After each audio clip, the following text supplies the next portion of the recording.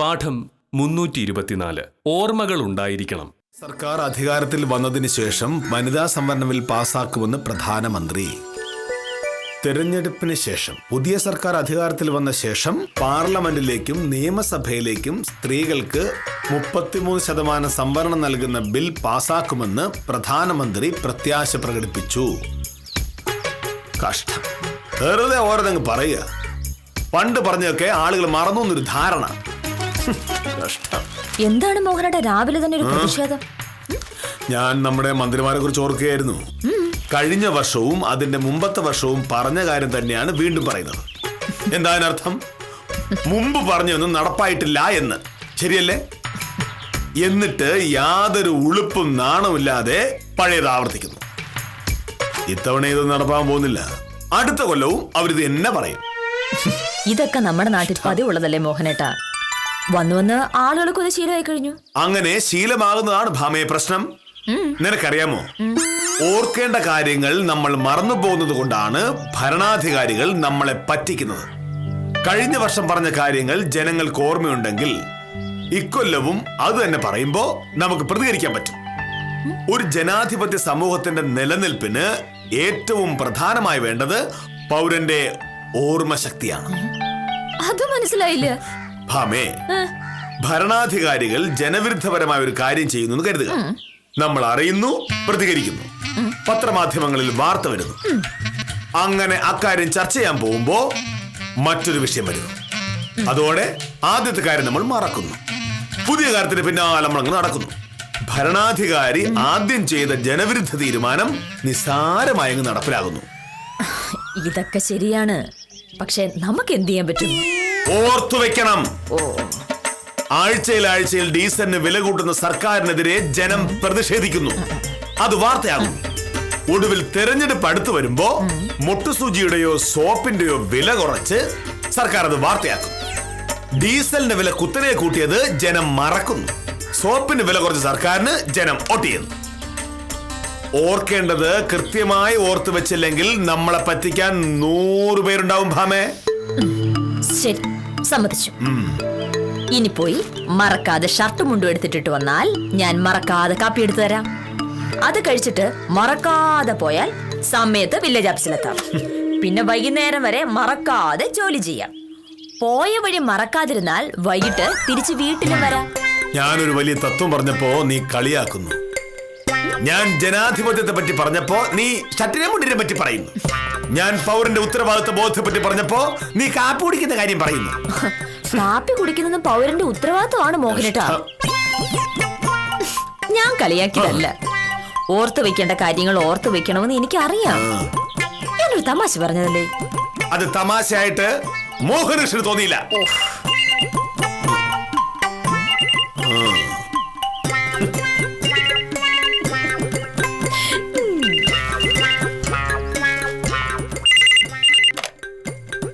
Hello, അതെ. എന്താ സുകുമാര?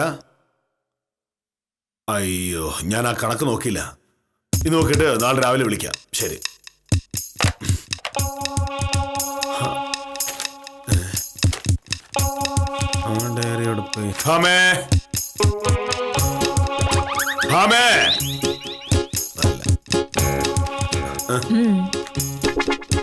ഞാനിവിടെ വെച്ചിരുന്ന ഡയറി എവിടെ? ഇതല്ല, ഞാൻ കണക്കെഴുതുന്ന വലിയ ഡയറി എവിടെ? ഇവിടെയാണ് ഞാനത് വെക്കാറുള്ളത്. ഞാനെടുത്തില്ല. പിന്നെ ആരെടുക്കാൻ? ഈ വീട്ടിൽ നമ്മൾ 2 പേർ മാത്രമേ താമസിക്കുന്നുള്ളൂ. ഞാൻ എന്നും കൃത്യമായി ഡയറി എഴുതി ഇവിടെയാണ് വെക്കാറുള്ളത്. ഇവിടെ നിന്ന് എഴുന്നേറ്റ് പോകാൻ ഡയറിക്ക് കയ്യും കാലും ഒന്നും ഇല്ലല്ലോ. അതിനർത്ഥം നീ അതെടുത്ത് എവിടെയോ കൊണ്ടുവച്ചെന്നാ. എവിടെ വെച്ചത്? മോഹനേട്ടാ, മോഹനേട്ടൻ ഡയറി എടുക്കേണ്ട കാര്യം എനിക്കെന്താണ്? വച്ചെടുത്ത് പോയി അന്വേഷിക്കുക. ഇങ്ങനെയുണ്ടൊരു ശല്യം.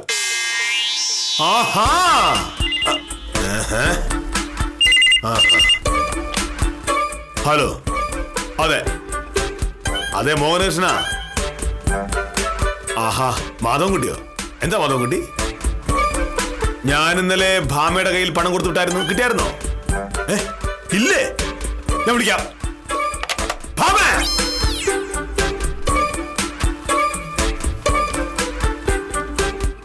വെച്ചെടുത്തിന് ഇരിപ്പുണ്ട്.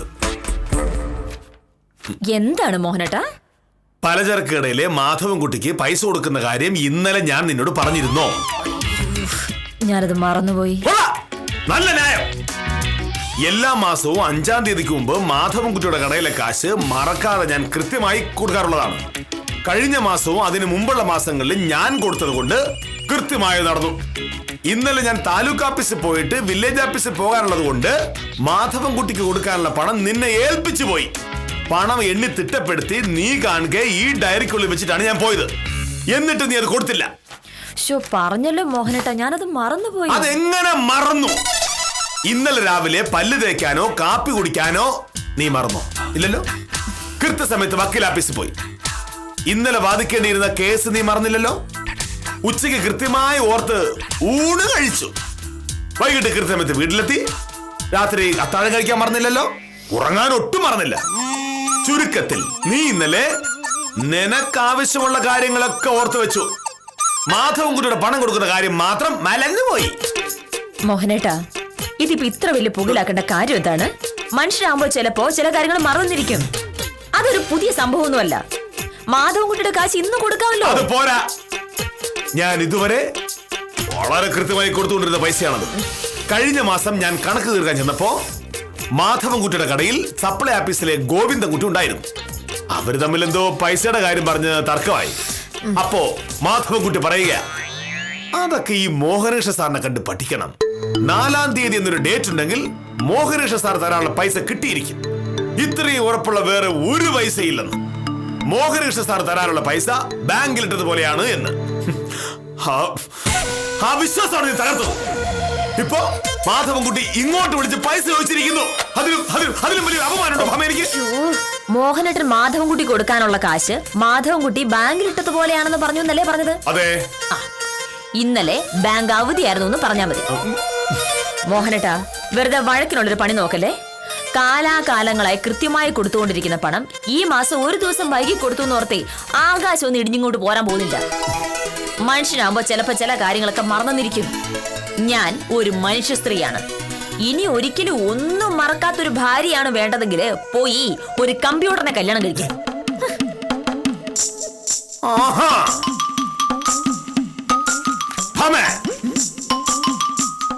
അരിയും തിന്ന് ആശാരിച്ചും കടിച്ച് എന്നിട്ട് നായ്ക്ക് മുറുമുറുപ്പ് എന്ന് കണ്ടിട്ടോ നീ?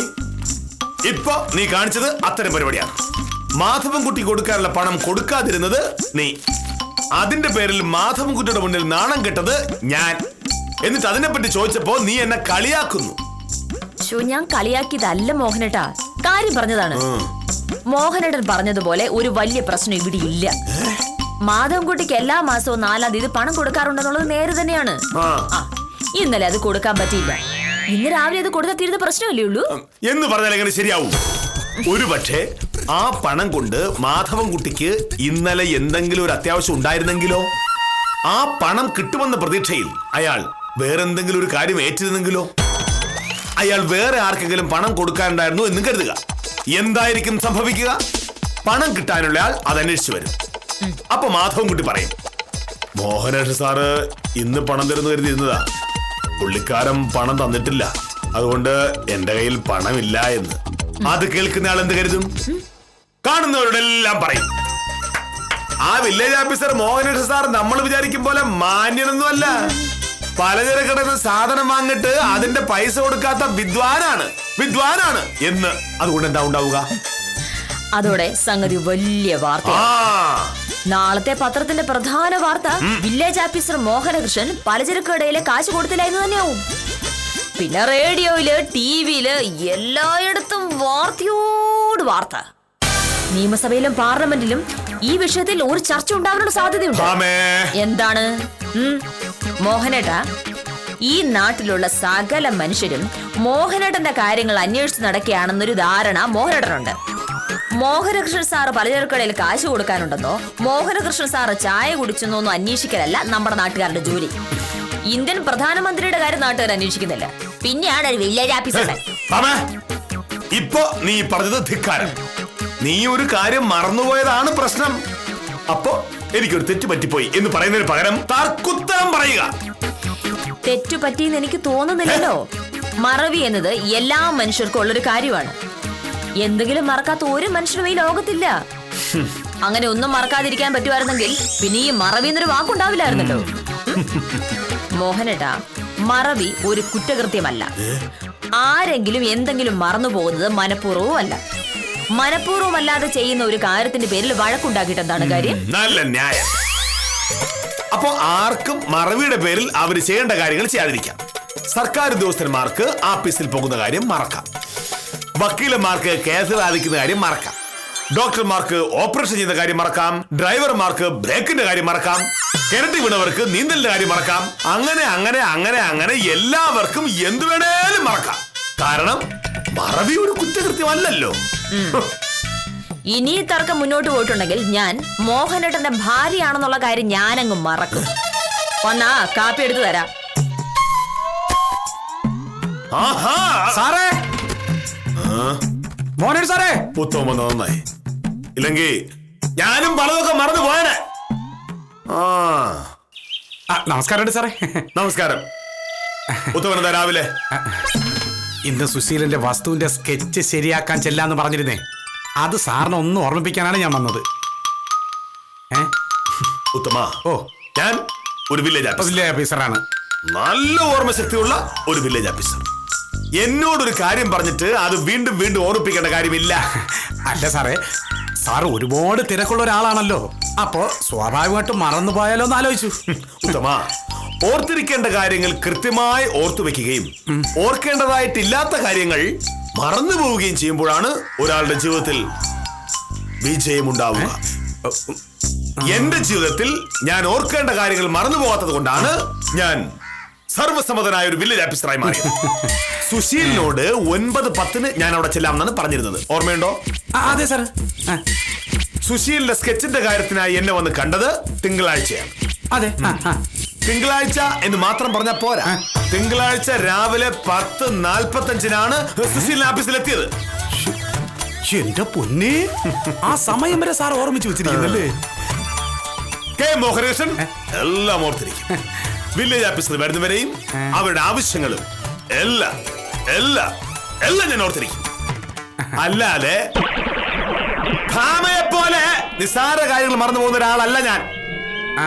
അപ്പൊ അതാണ് കാര്യം. വക്കീല് കാര്യമായിട്ടെന്തോ മറന്നു. എന്താ സാറേ? ഉത്തമ, മാധവൻകുട്ടിയുടെ കടയിൽ എല്ലാ മാസവും 4-ാം തീയതി ഞാൻ പണം കൊടുക്കുന്നതാണ്. ഇന്നലെ എനിക്ക് തിരക്കുള്ളത് കൊണ്ട് ഭാമയെ ഏൽപ്പിച്ചു പോയി. അവള് മറന്നുപോയി. ഇന്ന് രാവിലെ മാധവൻകുട്ടി ഇങ്ങോട്ട് വിളിക്കുന്നത് വരെ എത്തി കാര്യങ്ങൾ. അത് മാധവൻകുട്ടി കാണിച്ചല്ലേ സാറേ വൃത്തിയേട്? എല്ലാ മാസവും സാറ് വളരെ കൃത്യമായി പൈസ കൊടുക്കുമ്പോൾ ഈ മാസം പൈസ കൊടുത്തില്ല എന്ന് പറഞ്ഞ് ഇങ്ങോട്ട് വിളിക്കേണ്ട കാര്യമുണ്ടോ? അങ്ങനെ പറയരുത്, തെറ്റ്. അങ്ങനെ പറയരുത്. നമ്മൾ കൊടുക്കാനുള്ള പണം നമ്മൾ കൊടുത്തല്ലേ പറ്റൂ. അത് കൃത്യസമയത്ത് കൊടുക്കേണ്ടത് നമ്മുടെ മാത്രം ഉത്തരവാദിത്തമാണ്.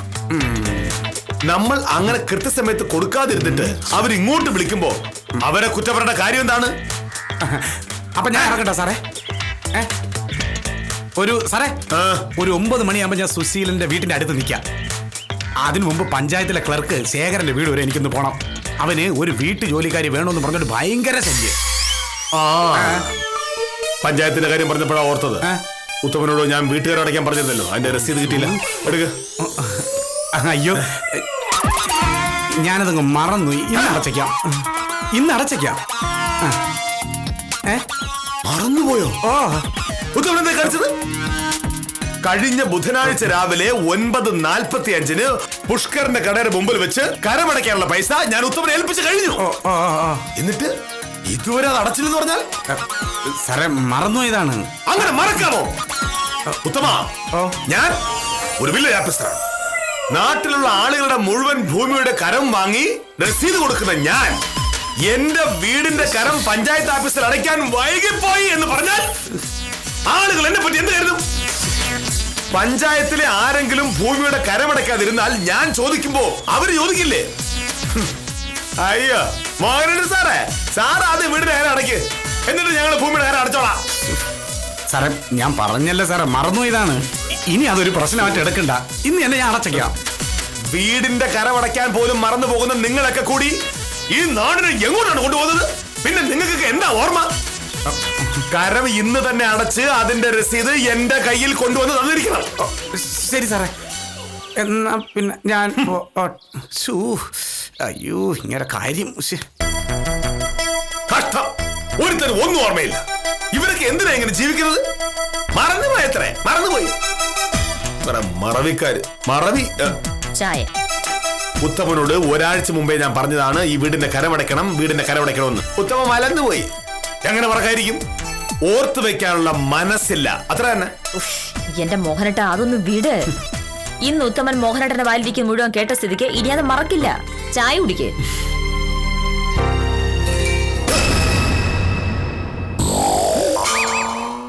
എന്താണ്? നീ എന്തായാലും പഞ്ചസാര ഇടായിരുന്നത്? മറന്നുപോയി കാണും. ഭർത്താവിന് രാവിലെ ചായ കൊടുക്കുമ്പോൾ അതിൽ പഞ്ചസാര ഇടുന്ന കാര്യം ഓർത്തു വെക്കാത്ത ഭാര്യ. കൊള്ളാം. എനിക്ക് മനസ്സിലാവാഞ്ഞിട്ട് ചോദിക്കാം, നിങ്ങൾക്കൊക്കെ എന്താ ഓർമ്മ? ഇക്കണക്കിന് പോയാൽ നിന്നെ വിശ്വസിച്ച് ഞാൻ ഈ വീട്ടിൽ എങ്ങനെ താമസിക്കും? ഗ്യാസ് കത്തിച്ചിട്ട് അത് ഓഫ് ചെയ്യാൻ മറന്നുപോയാൽ ഈ വീട് കത്തിപ്പോവില്ലേ? വീട് കത്തുന്നത് അവിടെ നിൽക്കട്ടെ. ഇന്നലെ രാവിലെ മാധവൻകുട്ടി കൊടുക്കാനുള്ള പൈസ എന്നെ ഏൽപ്പിച്ചപ്പോൾ ഞാനൊരു കാര്യം അങ്ങോട്ട് പറഞ്ഞിരുന്നു. അത് ഓർമ്മയുണ്ടോ? എന്ത് കാര്യം? എല്ലാം എപ്പോഴും ഓർത്തിരിക്കുന്ന മഹാനല്ലേ, അപ്പൊ ഓർത്ത് പറ. ഓർമ്മ കിട്ടുന്നില്ല? ഞാൻ പറയാം. പഞ്ചസാര തീർന്നു പോയി, വൈകിട്ട് വരുമ്പോൾ പഞ്ചസാര വാങ്ങിക്കൊണ്ടുവരണം എന്ന് ഞാൻ പറഞ്ഞിരുന്നു. ഇപ്പോൾ വില്ലേജ് ഓഫീസർ മോഹനകൃഷ്ണൻ സാറിന് അത് ഓർമ്മ വന്നോ? വൈകിട്ട് വന്നപ്പോൾ പഞ്ചസാര വാങ്ങിക്കൊണ്ട് വന്നില്ല. ഞാൻ ബാഗ് കൂടെ പരിശോധിച്ചിരുന്നു. അല്ല അതിപ്പോ ഏതാ എപ്പോ? പഞ്ചസാര വാങ്ങാൻ മോഹനേട്ടൻ മറന്നതുകൊണ്ട് ഇവിടെ പഞ്ചസാര ഇല്ല. ഇല്ലാത്ത പഞ്ചസാര ഞാൻ എങ്ങനെ ചായയിലിട്ടിങ്ങനെ ഇളക്കി തരാനാണ്? ഞാൻ ഒരു വില്ലേജ് ഓഫീസറാണ്, എനിക്ക് 100 കൂട്ടം തിരക്കുകളാണ്. അതിനിടയിലും പഞ്ചസാര വാങ്ങുക എന്നുള്ള നിസ്സാര കാര്യങ്ങളൊക്കെ മറന്നുപോയിരിക്കും. കൊള്ളാം. അപ്പൊ തിരക്കുള്ള ആളുകൾക്ക് അവരവരുടെ സൗകര്യം പോലെ കാര്യങ്ങളൊക്കെ മറക്കാം. ഇത്രയും നേരം പറഞ്ഞത് ആരും ഒന്നും മറക്കാൻ പാടില്ല എന്നാണ്. ശരി, ആർക്കൊക്കെ എന്തൊക്കെ മറക്കാം എന്നൊരു ലിസ്റ്റ് ഉണ്ടാക്കി തന്നിരുന്നെങ്കിൽ സൗകര്യമായി. വില്ലേജ് ഓഫീസർക്ക് പഞ്ചസാര വാങ്ങാൻ മറക്കാം എന്ന് ആ ലിസ്റ്റിൽ ഒന്നാമതായിട്ട് എഴുതാം. വേറെ എന്തൊക്കെ മറക്കാം? അതിപ്പോ എന്നും പഞ്ചസാര വാങ്ങുന്ന നീയല്ലേ, അപ്പൊ ഞാൻ ചിലപ്പോ മറന്നു വരും. എന്നും മാധവൻകുട്ടിക്ക് പൈസ കൊടുക്കുന്ന മോഹനേട്ടനല്ലേ, അപ്പോ ഞാനും ചിലപ്പോ അത് മറന്നു വരില്ലേ? നിനക്ക് ഇടയ്ക്ക് എന്നെ ഒന്ന് വിളിച്ച് ഓർമ്മിപ്പിക്കാമായിരുന്നല്ലോ. വൈകിട്ട് ഓഫീസിൽ ഇറങ്ങുന്നതിന് മുമ്പ് എന്നെ വിളിച്ച് പറഞ്ഞിരുന്നെങ്കിൽ ഞാൻ പഞ്ചസാര വാങ്ങുന്ന കാര്യം ഓർമ്മിക്കുമായിരുന്നു. രാവിലെ ഇവിടെ ഇറങ്ങുന്നതിന് മുന്നേ മാധവൻകുട്ടിയുടെ കാര്യം എന്നെ ഒന്ന് ഓർമ്മിപ്പിച്ചിരുന്നുവെങ്കിൽ ഞാനും അത് ഓർക്കുമായിരുന്നു. ഇനി എന്താ പറയാനുള്ളേ? സാറേ, പരിചയ ശബ്ദം. ആരെങ്കിലും വഴി മറന്നു പോയിട്ടുണ്ടാവും, ചോദിക്കാൻ വന്നതാവും.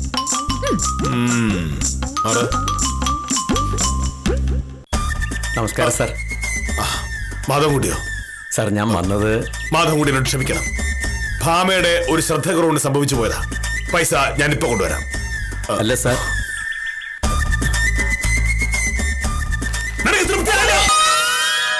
മാധവൻകുട്ടി പൈസ കയറ്റി ഇവിടെ കയറി നിൽക്കുന്നു. നമ്മുടെ കല്യാണം കഴിഞ്ഞിട്ട് ഇതുവരെ ആരെങ്കിലും ഇങ്ങനെ വന്നിട്ടുണ്ടോ? ഇതിൽ നാളെ കിട്ടുന്നോ? കഷ്ടം. മാറങ്ങോട്ട്. എവിടെ കാണുന്നില്ലല്ലോ.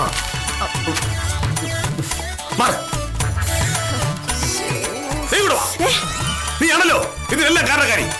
നീ തന്നെ മാധവൻകുട്ടിയോട് പറയണം, ഞാൻ ഇന്നലെ നിന്നെ കാശ് ഏൽപ്പിച്ചതാണെന്നും നീ മറന്നുപോയാണെന്നും.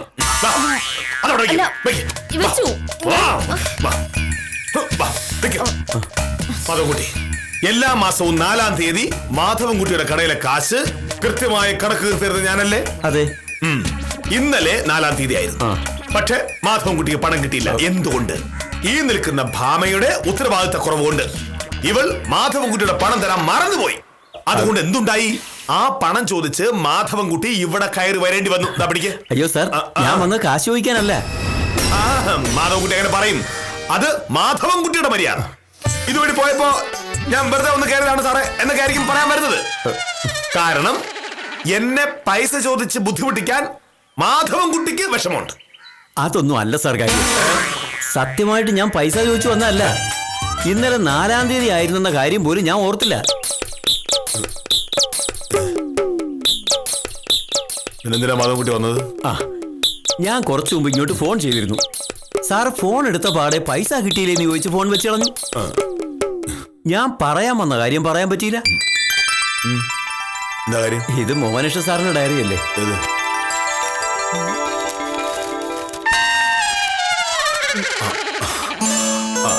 അതെ. ഇതെങ്ങനെ മാധവൻകുട്ടിയുടെ കയ്യിൽ വന്നു? കഴിഞ്ഞ മാസത്തെ കണക്ക് ചോദിക്കാനായി മെനിഞ്ഞാന്ന് സാർ കടയിൽ വന്നില്ലേ? അന്ന് അവിടെ വെച്ച് കണക്ക് എഴുതി കൂട്ടിയിട്ട് പൈസ നാളെ കൊണ്ടുവരാമെന്ന് പറഞ്ഞ് സാർ അങ്ങ് പോയി. ഇത് അവിടെ വെച്ച് മറന്നുപോയി. സോപ്പ് പാക്കറ്റിന്റെ ഇടയിൽ വീണതുകൊണ്ട് ഞാനിത് കണ്ടില്ല. ഇന്നിപ്പോ പാക്കറ്റ് മാറ്റിയപ്പോ ഇത് അവിടെ കിടക്കുന്നു. അപ്പോഴാ ഞാൻ സാറിന് ഫോൺ വിളിച്ചത്. എന്നാ ഞാൻ ഇറങ്ങട്ടെ സാറേ.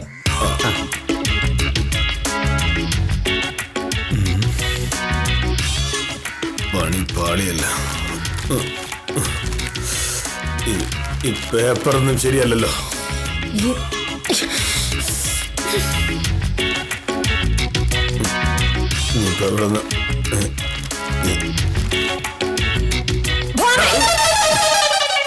ഇവിടെ ഇരുന്ന ഡയറിക്ക് കയ്യും കാലുമില്ല.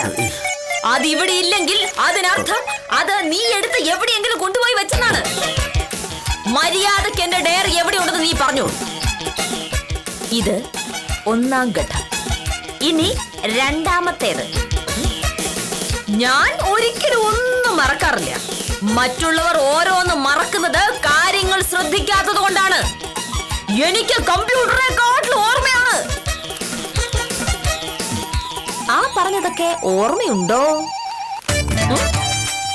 ലോകത്തിലെ ഏറ്റവും ഓർമ്മശക്തിയുള്ള വിദ്വാനാണ്. എവിടെയാ ഡയറി? ആ, ഈ ഡയറി മാധവൻകുട്ടിയുടെ കടയിൽ മറന്നു വെച്ചത്. ഞാൻ പിന്നെ ഓർത്തില്ല. ഓർക്കാതിരിക്കുന്നതിനെയാണ് നമ്മൾ മറക്കുക എന്ന് പറയുന്നത്. ഇനിയെങ്കിലും വില്ലേജ് ഓഫീസർ സമ്മതിച്ചു തരുമോ? മറവി എന്ന് പറയുന്നത് മനുഷ്യരായി ജനിച്ച് എല്ലാവർക്കും ഉള്ളൊരു ദൗർബല്യമാണെന്ന്. അത് ഞാൻ സമ്മതിച്ചാണല്ലോ. എല്ലാവരും എല്ലാ കാര്യങ്ങളും എല്ലായ്പ്പോഴും ഓർത്തിരിക്കണമെന്ന് ആർക്കും നിർബന്ധിക്കാനാവില്ല. ആർക്കൊക്കെ എന്തൊക്കെ എപ്പോഴൊക്കെ മറക്കാമെന്നതിന് വ്യക്തമായൊരു ചട്ടവും ഇല്ലാത്തതിനാൽ മറവിയെ ഒരു കുറ്റകൃത്യമായി കാണാനുമാവില്ല. ഓർമ്മയുടെ കാര്യത്തിൽ മോഹനകൃഷ്ണനാണോ സത്യഭാമയാണോ ഭേദം എന്ന ചോദ്യം പ്രേക്ഷകർക്ക് വിട്ട് ഇന്നത്തേക്ക് വിടാം. കാര്യം നിസാരം തുടരുന്നു.